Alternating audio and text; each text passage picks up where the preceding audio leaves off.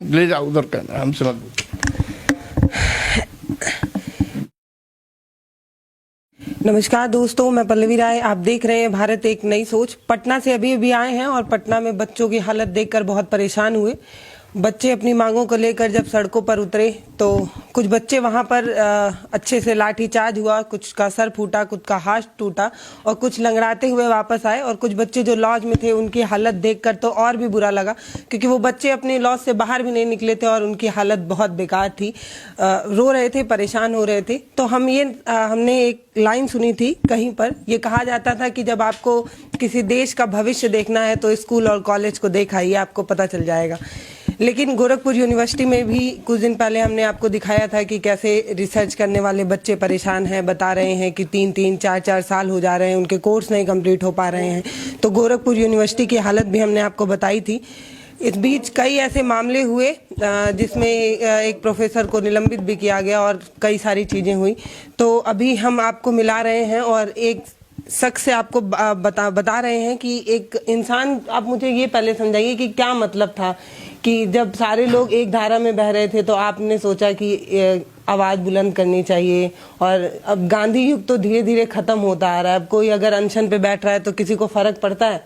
आपको क्या लगता है ऐसा? बेटी, मैं मौन था, लेकिन अब आ गई हो तो मुझे कुछ कहना पड़ रहा है। पहली बात ये कि गांधी की सबसे ज़्यादा रिलीवेंसी आज है, और गांधी की रिलीवेंसी ख़त्म हो गई होती कदाचित तुमसे हमारा चैनल से संपर्क न होता। तुम गांधी की रिलीवेंसी के भगत और गांधी के उस महान हथियार के लिए तुम आज आई हो। चौथा दिन मेरा है। एक बात। दूसरा, इंसानियत की बात न करो, उसको छोड़ दो, किनारे कर दो। अभी जो इशूज है मेरे वो ये हैं कि कुलपति को बर्खास्त किया जाए, कम से कम इनको जांच इनके विरुद्ध गठित की जाए, इनको डिटैच कर दिया जाए। अभी हम तुमको 4 सूत्री मांग दे रहे हैं बेटी। और दूसरे, इसके अतिरिक्त हमको बोलना मना है। भैया हैं डॉक्टर DP यादव जी, वो तुमसे बात करेंगे और सारे लोगों से सवाल कर लेना। और इतना है कि इस कुलपति को और गांधी की रेलिवेंसी बेटी, अभी तुमको एक पत्र दे रहे हैं जो आज मैं लिखा हूँ, तुमको मिला नहीं होगा, उसको पढ़ना। वो मेरा जीवन दर्शन है। मेरे जीवन में बसने वाले लोगों को इधर कैमरे से ले लीजिए। ये इनके अतिरिक्त कोई मेरा नहीं है। और जो आज पत्र पढ़ोगी, जो गांधी के शहादत पर लिखा हूँ, वही मेरा थीम है। और इस कुलपति को जब तक हटा नहीं लूँगा बेटी, तब तक यहाँ से नहीं जाऊँगा। मैं डॉक्टर संपूर्णानंद मल, fellow Delhi university, PhD Delhi university, और यहाँ मैं शिक्षण किया हूँ बेटी 5 साल तक। यहीं का एलुमिनी हूँ, DU का एलुमिनी हूँ। इम्पेनलमेंट मेरा दिल्ली यूनिवर्सिटी में है प्रोफेसर के लिए बेटी। तो मुझे बताइए कि जब आप गोरखपुर यूनिवर्सिटी में पढ़ रहे थे और तब से अब में क्या ऐसा बदल गया है? आप क्यों नाराज हैं? आपको राइट क्वेश्चन बेटा। जब मैं पढ़ रहा था तो एक मिसाल दूं तुमको, मेरा एडमिशन नहीं हो रहा था इंडोलॉजी में, हिस्ट्री में, सिफारिश से हुआ। ओके, नंबर मेरा कम था। इकोनॉमिक्स में बड़ी लिस्ट बनती थी। ओके, और मतलब 120 सीट के अगेंस्ट 250, 300, 400 एप्लीकेशंस आते थे। आज अभी पेपर पढ़ो 3 दिन पहले का, इकोनॉमिक्स जैसे ट्रेडिशनल, और सोनो कितनी वैल्यूएबल सब्जेक्ट है आज भी, पहले से भी, उसकी ट्रेडिशनल सीटें खाली हैं, 30 सीटें खाली हैं। इतना डिग्रेड हुआ है पूरा एजुकेशन और सिस्टम। और उस समय वाइस चांसलर्स को बता दें तो तुमको ये होगा कि किसको बता रहे हैं सर। आज तुम देख लो, 1.5 बरस इनको आए हो गया, एक मेथोडोलॉजी पर पन्ना नहीं है। बच्चे परीक्षा हाल में 3 बरस के बाद कहीं परीक्षा होती है बेटी, क्या करेंगे बच्चे तुम बताओ? फाड़ेंगे ही। ये कुछ भी नहीं। 2 दर्जन से अधिक विभाग, न उसमें अध्यापक, न इंफ्रास्ट्रक्चर, न कोई बुक्स, न रिसर्च मेथोडोलॉजी, खोलते चले जा रहे हैं। उसके ऊपर आचार्य को आप कह रहे हैं कि आप गरिमा गिरा रहे हैं, विश्वविद्यालय की अनुशासनहीनता का आरोप लगा रहे हैं। आचार्य को आपने निलंबित किया। बच्चे जब उत्तर पुस्तिकाएं फाड़ना, मैं 2 विश्वविद्यालयों का एलुमिनी रहा हूँ। बेटी, मेरी पुस्तकालय में मेरी 5 पुस्तकें लगी हैं। DU, JNU, मैसाचुसेट्स, सब जगह चलती हैं। अभी हम तुमको दिखा रहे हैं। मैं जला डालता इनके आंसर शीट को। 3 बरस से आप परीक्षा कराएंगे और एक कोई बुक्स नहीं रहेगी, स्टूडेंट्स क्या लिखेगा, जरा उसका दर्द समझ लो कि वो कैसे लिखेगा। उसके बाद भी विश्वविद्यालय में अनुशासन की बात हो रही है, कुलपति के पास कोई अनुशासन नहीं है और इतने विभाग इस कुलपति ने क्रिएट किए हैं, केवल गमन और वित्तीय भ्रष्टाचार किया है और कुछ भी नहीं किया है बेटी, बस ये समझ लो। और हम क्या आप लोगों से बताया, मैं गवर्नर महोदया को 3 पत्र लिखा था, 3 पत्र दिसंबर में, फिर जो है 28 को, फिर 15 जनवरी को, फिर 20 जनवरी को। और तब मैंने कहा कि अब गांधी और भगत का हथियार उठाना ही पड़ेगा। मैं बेटी इनको इनके कुलपति के यहाँ से बिना गए छोड़ूंगा नहीं बेटे। तो धीरे धीरे यूनिवर्सिटी की शिक्षा तो धीरे धीरे गिरी ही, लेकिन इसके लिए आप इन कुलपति को जिम्मेदार मानते हैं या ये मानते हैं कि बच्चे जो है, अभी हमने देखा है कि हम यूपी बोर्ड से पढ़ने वाले बच्चों को देखते हैं तो उनकी हिंदी उतनी अच्छी नहीं होती है। तो देखो बेटी, विषय आज का बहुत, तुम हमसे बाद में मिलना, मैं पूरा हथौड़े से चोट करूंगा पूरी शिक्षा। तुम बहुत अच्छी बात कही हो कि किसी चीज को मारना हो तो वहाँ शिक्षा को मार दीजिए, सब मर जाएगा अपने आप ही एक जगह। शिक्षा तो हम लोग सभी मार लाए हैं और मैं किसी सरकार को, इस सरकार को अकेले दोषी नहीं कर सकता। ये पहले से ही चला रहा है। और कुलपतियों की नियुक्ति जो है बेटी, वो ब्रिटिश हुकूमत में ब्रिटिश शासन करता था और आज़ादी के बाद कांग्रेस की हुकूमत थी, 60 साल तक वो अपने चट्टू और चापलूसों और चमचों को कर रही थी। और अब ये आरएसएस स्पॉन्सर्ड जो भाजपा आई है, जो केवल क्राइम इसका काम रह गया, पूरे यूपी और बिहार को इसने मारा है कि क्या मैं बताऊं। मैं अनशन पर हूं, उधर इलाहाबाद और बनारस में बच्चे, अरे बनारस और कहाँ तुम्हारा इलाहाबाद और पटना में बच्चे पीटे जा रहे हैं। ये कोई तरीका है? हाँ, ट्रेनों में मैं देखा कि एक ट्रेन में बच्चे हैं और बोगियों पर सिक्योरिटी जो है मार रही है पीछे से। सपोज करो कि वो उसका कुंडा किसी के सिर पर, किसी बेटे के लग जाता, सीने पर लग जाता, क्या होता? बेदर्द है सब। इनकी मैं ऐसी तैसी कर देता हूँ, तुम देखती रहो। ले जाओ उधर कैमरा, हमसे मत। पटना की हालत देख कर आए हैं, इलाहाबाद तक नहीं पहुंच पाए थे। मैं तो गई थी यूनिवर्सिटी में, मैंने बच्चों को देखा था। एक लड़की थी जो रो कर ये बता रही थी कि 3 साल हो गए, समझ में नहीं आता है कि भविष्य कहाँ जाएगा। उनको कुछ लोगों ने आंदोलनकारी बताया तो कुछ लोगों ने बोला कि संवेदनशील नहीं है, इनके पास नैतिकता नहीं है। तो उसमें एक महिला थी जिनकी एक बच्ची थी, उन्होंने बोला अब ये मुझे संस्कार सिखाएंगे, मेरी खुद एक बेटी है। तो इस तरीके की बातें हमने अपने वीडियोस में दिखाई लोगों को। लेकिन मुझे उस वीडियो में जो प्रतिक्रिया आ रही थी वो ये आ रही थी कि आप लोगों को खाली नेगेटिव चीज़ें दिखती हैं, यूनिवर्सिटी में अच्छे भी काम होते हैं। तो इस पे क्या कहेंगे आप? नहीं, 2 चीज़ें हैं। जिस प्रकरण पे आपने सवाल किया, पहले उसी प्रकरण का मैं जवाब देता हूं। आज गांधी की शहादत दिवस है, सबसे पहले तो नमन करता हूं। दूसरी चीज़, आपने रिसर्च स्कॉलरों के परीक्षाओं पर ही बात शुरू की है। 18-19 में जिन रिसर्च स्कॉलरों के एग्ज़ाम हुए थे, एडमिशन हुआ था, उनके लिए कुछ पहले से नियम बने हुए थे कि किस आधार पर उनके एडमिशन होंगे, किस आधार पर आगे वो पढ़ेंगे, किस आधार पर उनका रजिस्ट्रेशन होगा।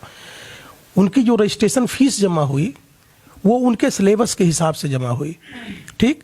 और जो सिलेबस उनका बनाया गया उसमें ये निर्धारित था कि 6 महीने के पढ़ाने के बाद उनके एग्जामिनेशन करा लिए जाएंगे और पैटर्न भी निर्धारित था कि किस पैटर्न पर उनके एग्जामिनेशन होंगे। लेकिन दुर्भाग्य है कि 6 महीने के बजाय 2.5 साल तक उनकी परीक्षा नहीं कराई गई। और इस बीच 2021 में एक नया शासनादेश आ गया। तो सवाल ये है कि आप नया शासनादेश पीछे से तो लागू नहीं कर सकते। जो बच्चे जिस पैटर्न पे एडमिशन लिए हैं, जिस पैटर्न पे पढ़ाई किया है, उसी पैटर्न पे उनकी परीक्षा भी होनी चाहिए। लेकिन ऐसा ना करके उनको नए पैटर्न पे परीक्षा देने के लिए आप मजबूर कर रहे हैं। वहाँ विभागाध्यक्ष तक यहाँ तक कर रहे हैं कि मॉडरेशन में जो पेपर बनाया गया था उसको भी आपने बदल दिया। ऐसा कभी सुना गया है कि जो पेपर बनाया गया था वो पेपर बदल करके दूसरा पेपर दे दिया जाए? उसमें आप जो नियमावली बना रहे हैं, उसमें बता रहे हैं कि 40 नंबर किस तरह के क्वेश्चन किए जाएंगे, आप उसके उलट उसमें परीक्षा दिलवाना चाह रहे हैं। तो स्वाभाविक है परीक्षार्थियों के अंदर आक्रोश आएगा। उन्होंने कापियां फाड़ी होंगी, हम इस बात से इनकार नहीं कर सकते हैं।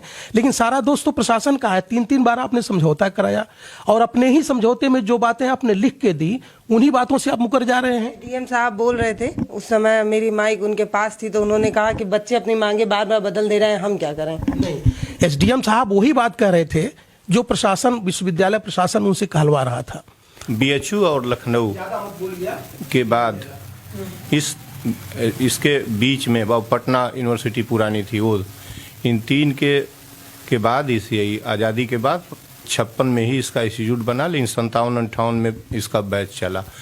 रिनाउंड यूनिवर्सिटी है, Harvard, Massachusetts, psoas, London, Oxford में यहाँ के स्कॉलर हैं, और दजला फराद के एक विश्वविद्यालय में यहाँ के रिनाउंड भौतिक शास्त्री हैं, उनकी पुस्तक लगी है। उस विश्वविद्यालय की गरिमा आप गिराएंगे और हम लोग देखते रहेंगे।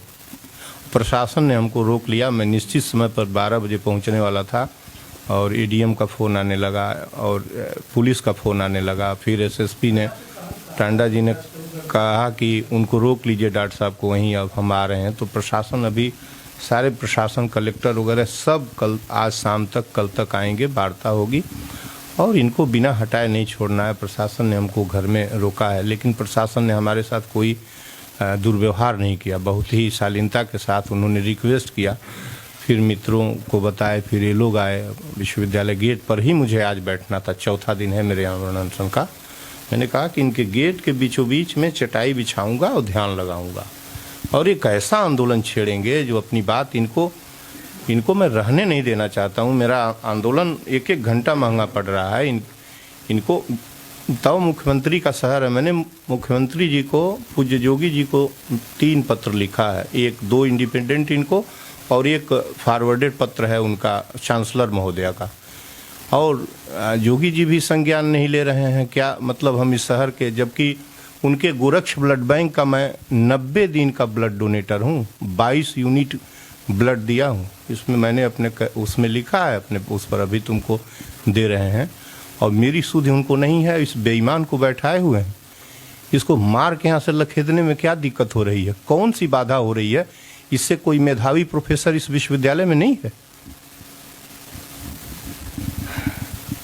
जिस देश में लोकतंत्र की कदम कदम पर हत्या हो रही हो, उस देश में लोकतंत्र को बचाने के लिए या बोलूं अहिंसा के नाम पर गांधी जी ने एक बार आंदोलन छेड़ा, और धीरे आज वो बुरा दिन है जिस दिन गांधी जी की हत्या हुई थी, और आज फिर गांधी जी जैसा एक आंदोलन करने की कोशिश हुई है गोरखपुर में। अब गोरखपुर की यूनिवर्सिटी की क्या हालत है, ये हमने आपको एक वीडियो में दिखाया ही था कि कैसे बच्चियां रो रो कर बिलक बिलक पर बता रही थी। अब जैसे पैटर्न चेंज होने की बात आपने बताई, सेम ऐसा ही आरआरबी एनटीपीसी में भी हुआ है। पटना में बच्चे यही बता रहे हैं कि 2019 में बताया कुछ जाता है और अचानक से चेंज हो जाता है। तो न जाने कौन पेपर सेट करता है, न जाने कौन ये नियम बनाता है जो बच्चों के बारे में एक बार भी नहीं सोचता कि जो बच्चे 3 साल से अपना घर छोड़कर एक लॉज में अपनी ज़िंदगी गुजार रहे हैं, उन पर क्या बीतती है आपके इस नियम से। अब सोच कर देखिए कि आमरण अनशन पर है, तबीयत खराब होने की वजह से बहुत ज़्यादा बात भी नहीं कर पा रहे हैं। पता नहीं कोई सुन रहा है या नहीं, पता नहीं किसी को फ़र्क पड़ता है या नहीं, लेकिन एक शख्स जो अहिंसा के नाम पर अभी भी आमरण अनशन पर बैठे हुए हैं, पता नहीं प्रशासन जगेगा या नहीं, पता नहीं अभी भी किसी को फ़र्क पड़ता है या नहीं किसी एक इंसान को आमरण अनशन पर देखकर। पर हमें लगा कि हमें यहाँ पहुँचना चाहिए। उन बच्चों के हक के बारे में कोई एक सोच रहा है तो एक आवाज़ अगर हम भी बने तो एक हमारे लिए सौभाग्य की बात होगी। आपको इनके सारे पेपर जो है हम आपको स्क्रीन पर चला कर दिखाएंगे कि क्या कुछ कहना चाहते हैं। ये पत्र है आप डॉक्टर संपूर्णानंद मल जी की। गांधी आपको नमन। हे राष्ट्रपिता गांधी, आपके सत्य एवं अहिंसा की हिफाजत के लिए हम अपना प्राण हथेली पर रखते हैं, और मैं एक ही सत्य जानता हूँ, वह है मानव मात्र मानव। इसके अतिरिक्त मैं किसी दूसरे सत्य को नहीं जानता।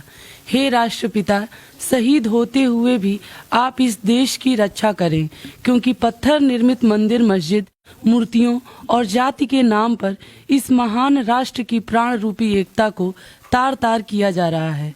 असत्य और हिंसा को फैले देख प्राणांत पीड़ा हो रही है। प्राण रहने तक मैं इसे महफूज रखूंगा। संपूर्णानंद। 30 जनवरी 2022। 30 जनवरी ये इतिहास का एक ऐसा दिन है जिसको जो लोग मानते हैं, कुछ लोग तो मानते भी नहीं हैं हमारे देश में, लेकिन जो लोग मानते हैं वो लोग ऐसे ही पत्र लिखकर अक्षरों में अपनी बात बताने की कोशिश कर रहे हैं, आपको समझाने और जताने की कोशिश कर रहे हैं कि जो बच्चे आज प्रोटेस्ट कर रहे हैं, जो बच्चे अपना हक मान रहे हैं, कल वो आपके घर के भी बच्चे हो सकते हैं। तब आपको समझ में आएगा कि बच्चों की पीड़ा क्या होती है, कैसे बच्चे हताश, निराश और परेशान होते हैं। नमस्कार, मैं पल्लवी राय, आप देख रहे हैं भारत एक नई सोच। बहुत बहुत धन्यवाद।